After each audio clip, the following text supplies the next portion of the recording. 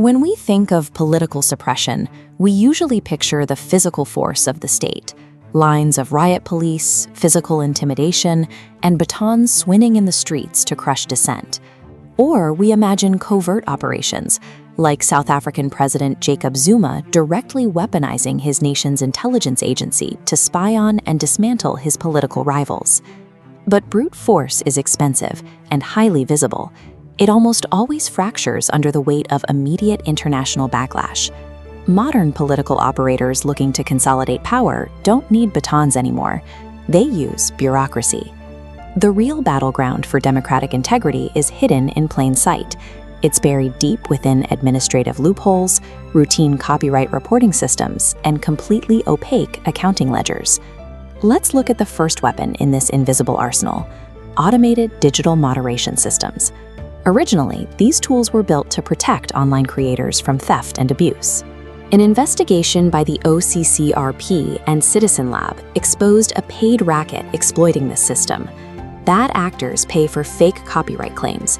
By flooding reporting mechanisms, they trigger automatic takedowns, instantly silencing investigative journalists and wiping out articles without a judge's signature. State intervention is totally bypassed. Digital censorship is now just another automated service you can buy on the open market. This manipulation extends right into the physical world, targeting the routine domestic pipelines of democratic immigration and border policies. This creates a prime opportunity for transnational repression when a regime reaches across borders to harass or capture dissidents living abroad. Even healthy democracies often unintentionally provide the mechanisms that make this possible. Take standard deportation procedures.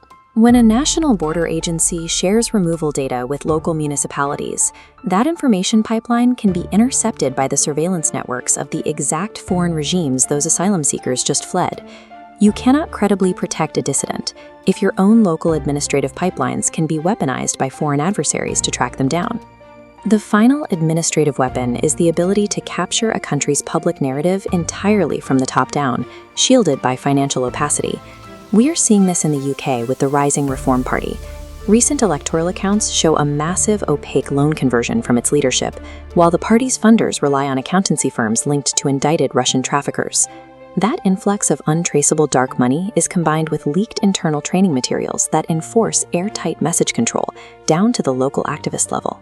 It runs completely parallel to the playbook used in Austria under Sebastian Kurz, where the state weaponized advertising budgets to capture media outlets and enforce a single, favorable political narrative.